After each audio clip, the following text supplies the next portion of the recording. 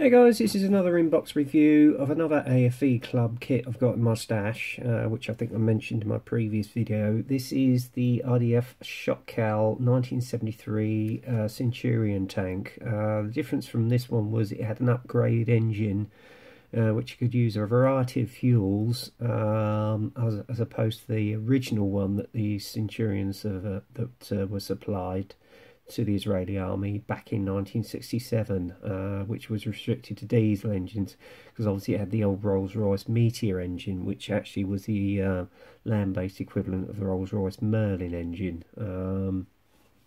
I've got a little bit of history about the vehicle. I haven't done a lot of research. I'm going to actually read it from the instruction sheet just to give you a little bit of a background. So it says here, during the 1967 Six-Day War, IDF had been suffered by British-made Centurion tanks' short operational range. After this conflict, the IDF stated to upgrade with the American Continental EVDS 1790 diesel engine to replace the Rolls-Royce Meteor petrol engine. Oh, I got that wrong for the first thing, but there you go. The IDF logistics system largely benefited from this new engine because it can be operated with a variety of fuels. Furthermore, M48 and M60 tanks all adapted the same serial of engines which is just introduced to the IDF. To accommodate this new air-cooled engine, the compartment had been largely modified, height was increased to provide better cooling surface area, and length was also increased to accommodate new transmission system. This re-engined Centurion was redesignated as Shot KAL. On the eve of the Yom Kippur War, the IDF had more than 1,000 Shot KAL tanks in inventory, almost took up to 50% of that in the armoured units. With thicker armour plates, it is considered to give the personnel better protection compared to the M48 and M60. Therefore, Shot KAL tanks were mostly deployed in the northern hilly terrain area close to the Syrian border.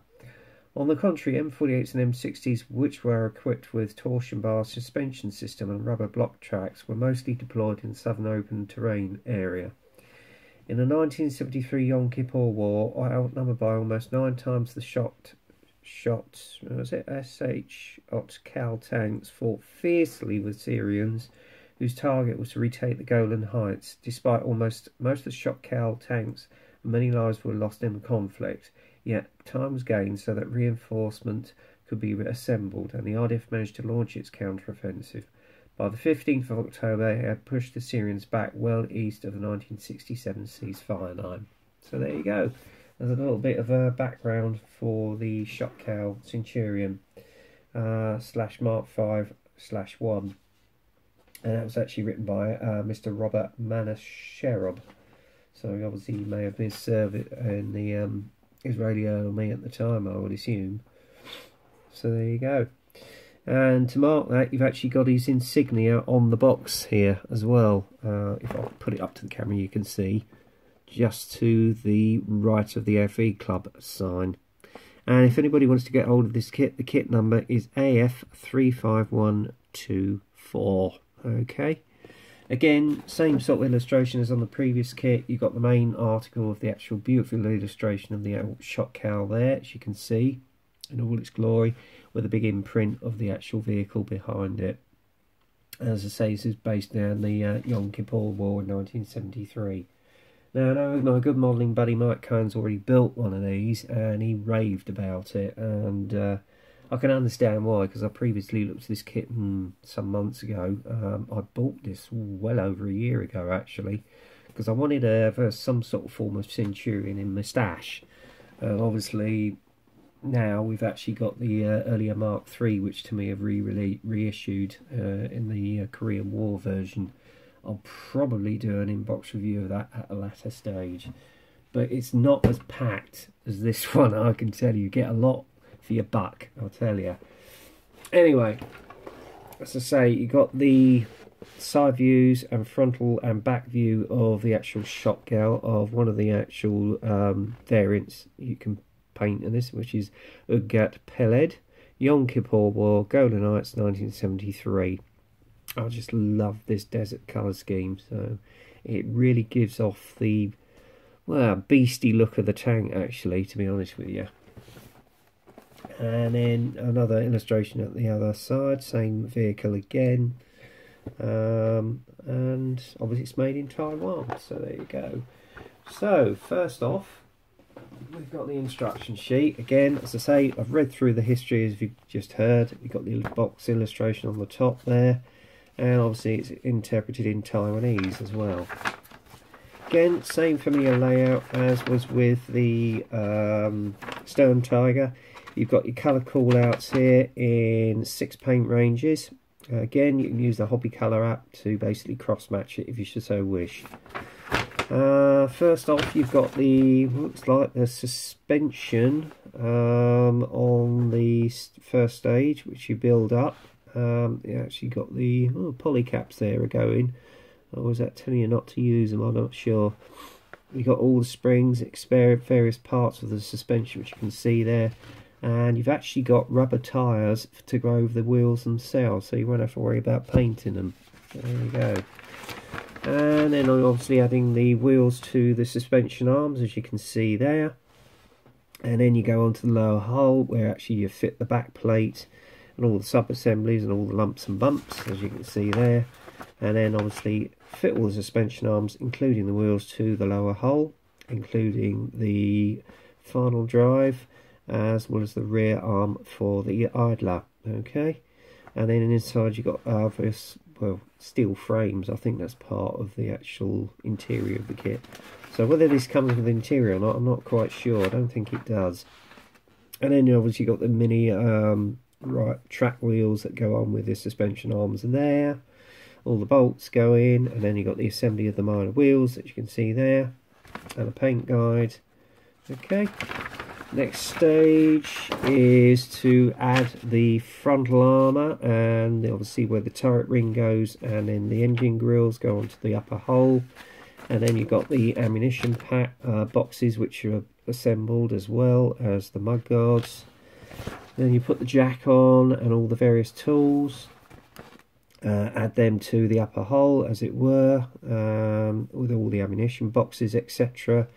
More grills go onto the rear engine deck, as you can see there, and other lumps and bumps. That's just showing the alignment and where everything goes. Okay, and then obviously you've got some other components such as the tow bars that go on the front, frontal armor onto the front glacis, etc. And it's just showing you the positioning of the two, I would imagine, part of the actual drive units for the final drive there. Then you've got the driver's hatches and vision ports which go onto the driver's hatch, as you can see there on the front part of the armor. Adding the crikey, I've forgotten, water can on, and then the headlights go on. This is the construction of the headlights that you can see here. And then you obviously put on the spare tracks that go onto the frontal armor, as you can see there, and other bits and bobs and lumps and bumps. And this is your tow bar, which goes onto the side of the vehicle there and goes around to the other end onto the rear plate. And then the assembly of the mantlet, the assembly of the turret. Okay, fitting the mantlet on, upper part of the turret goes on, and then obviously all your ammunition boxes on the sides go onto the turret, including the radio station there. And then you've got the rear turret bin which goes on, and you've got some extra grill parts by the looks of it. Then all the other lumps and bumps go onto the turret, grab handle, machine gun, and then the fitment of the actual cannon itself, but obviously that's all one piece. And then you've got the outer part of that there. Commander's cupola goes on, vision ports go on, then just the hatch and other bits and pieces. A few more lumps and bumps go onto the turret, more grab handles, etc. around the turret bin at the rear. Then your machine gun, which I would imagine is a 50 cal. That goes onto the turret, the commander's cupola. Then you fit all the aerials, add the turret down to the rear, to the lower hull. Lost myself then. It's actually telling you to stretch some sprue for the aerial, but I've got some spare sprue anyway, so it doesn't really matter. And then you obviously put the side skirts on, add the tracks as they're rubber again. And that's your tank built. Now, you've got one of 4 options in this kit. First one is of the 7th Brigade, Yom Kippur War, Golan Heights 1973. Sandy yellow, obviously with a black for the tracks. Obviously I'll dust that up. And then the other one which was featured on the boat is Ugdat Peled. I should imagine he was a well-known tank ace during the war. Yom Kippur War, Golan Heights 1973. And then you've got the 188th Brigade, Yom Kippur War, Golan Heights 1973. Interestingly, without the side skirts on. So there you go. And then the final one is Ugdat Adan, Yom Kippur War, Sinai Desert 1973. I might go for the last option, possibly. We'll see. And then obviously you've got your sprue tree on the back, etc. So that's that. Right, now we're going to the crux of the kit, is the actual part itself. Now, I'm just going to take the lid off. And as you can see here, it is absolutely packed with all sorts of goodies. First off, you've got your vision ports, one for the cupola, commander's cupola, and all the other various vision ports here, which funny enough you can paint over. Optics are all there as well. So there's plenty of them. Okay. And then on the upper part, and I've just noticed, in fact I'll get this one out of its bag. There's some lovely surface texture on this where they've actually put all the unslipped surface. So I'm going to quickly get this one out of the bag. I know I shouldn't, sod it.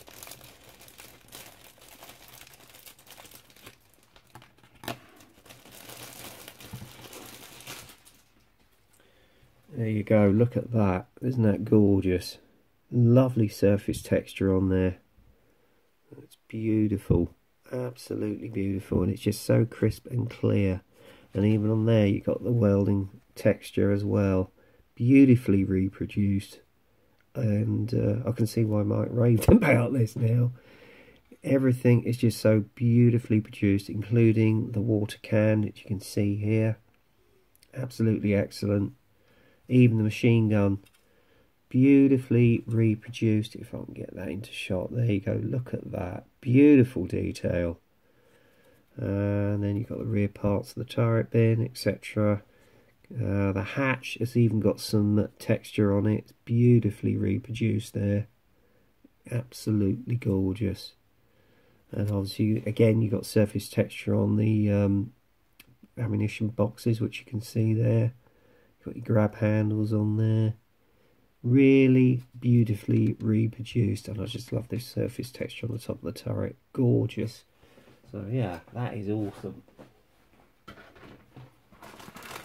Again, same with the ammunition boxes which go at the side of the vehicle. You've got some nice surface texture there with a non-slip surface, beautifully reproduced. And this is all your turret bin at the back here. So and the engine grills are faithfully reproduced as well. Absolutely gorgeous, crisp detail on there. All come up really nice with a lot of washes, etc. Even the exhausts are beautifully reproduced, as you can see here, with all the rivet detail. Very, very beautifully moulded. I really am going to look forward to building this vehicle. It's something I think that I'm really going to get my teeth into. That's that sprue there.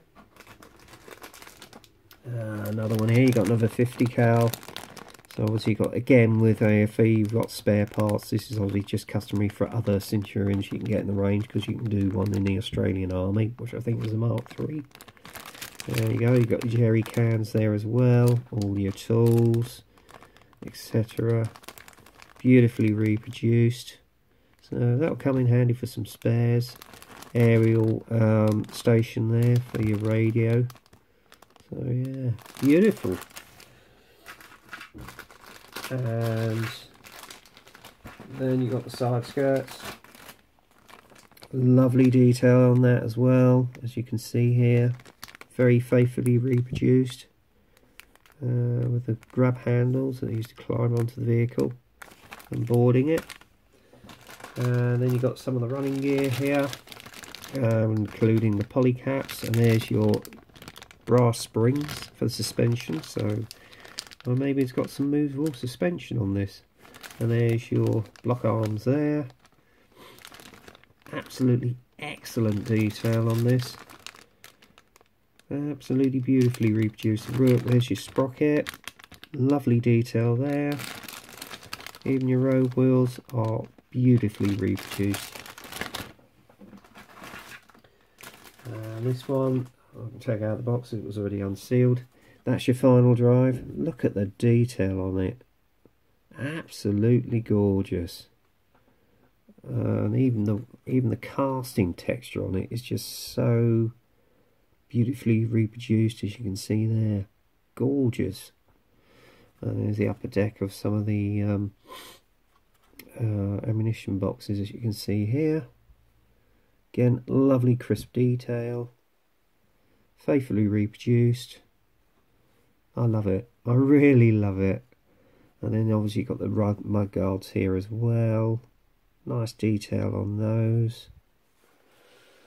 Lovely. Absolutely gorgeous.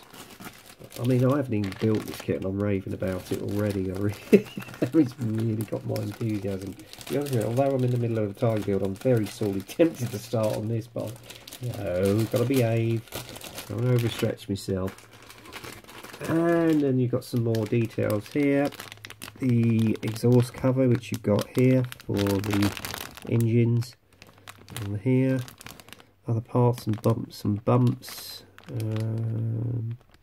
part of the tow cable there, interior frame for the actual hull, more grab handles, as you can see here,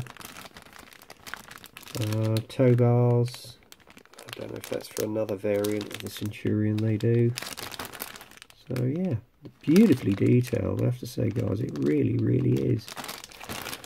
And more parts here, more jerry cans, etc. I should assume these are spare parts, congenial parts for any Centurion they do in their range. Actually, this could come in handy for my Mark III on Tamiya. There you go. So I have to reference my sources. Right. And then obviously you've got your genuine rubber tyres which go over the wheels, so that's going to save you a lot of painting. There you go.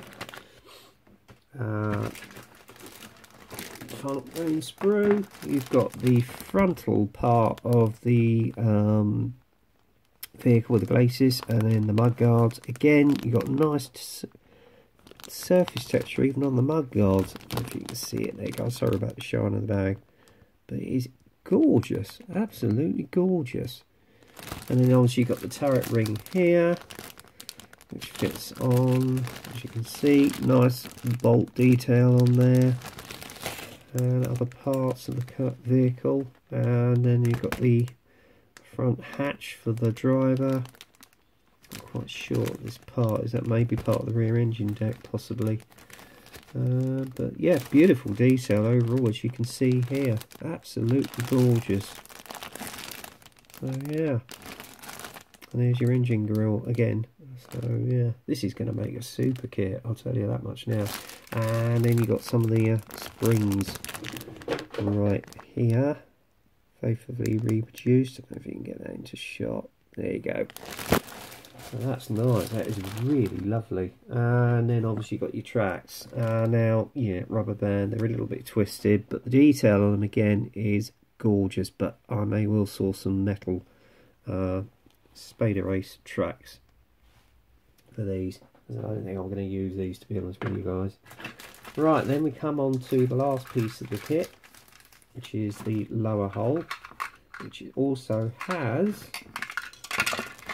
a metal barrel, which I'm very pleased about.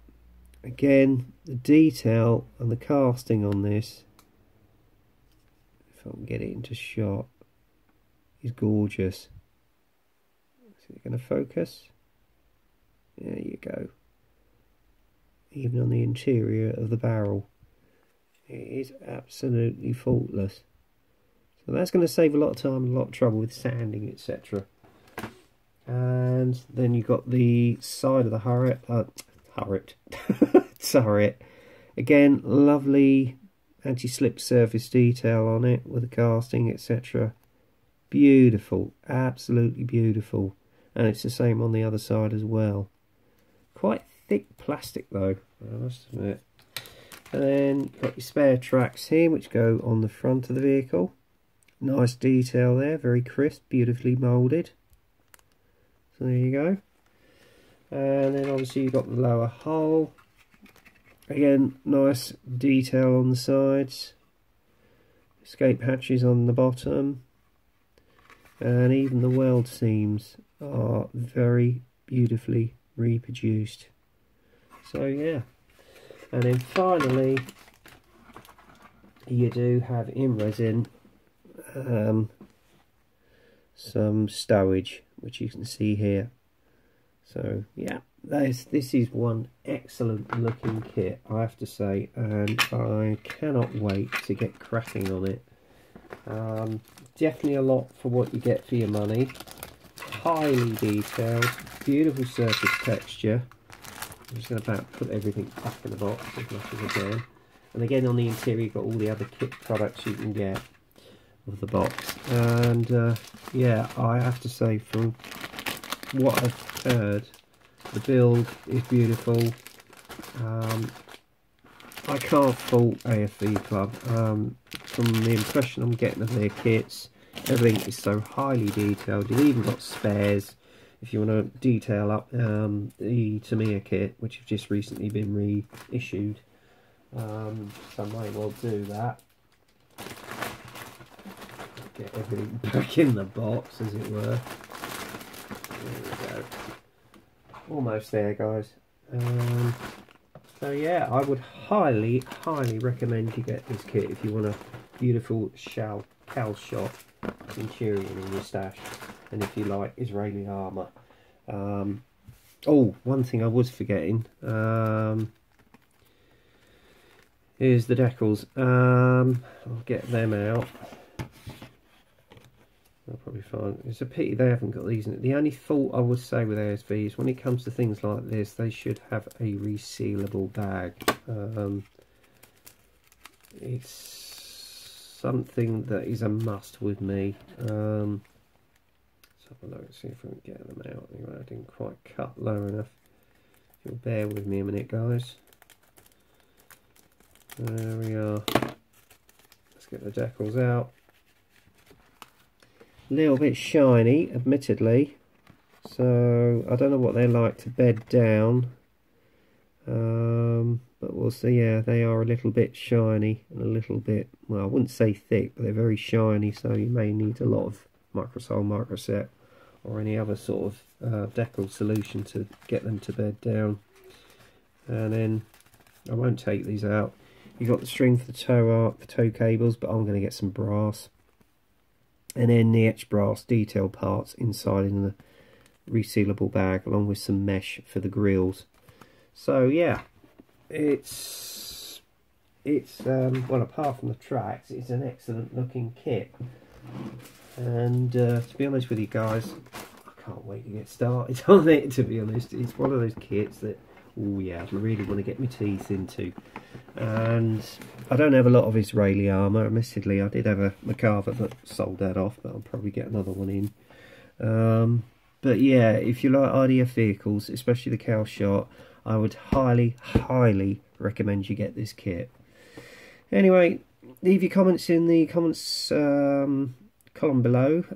Hope you like the inbox review. I certainly love doing it, and I'm glad I got this kit in my stash, because it's a beast, and it is something I'm really going to get my teeth into as and when I get around to building it. Anyway, that's it for now, guys. So until the next time, get kit crazy, happy modelling, and I'll speak to you soon.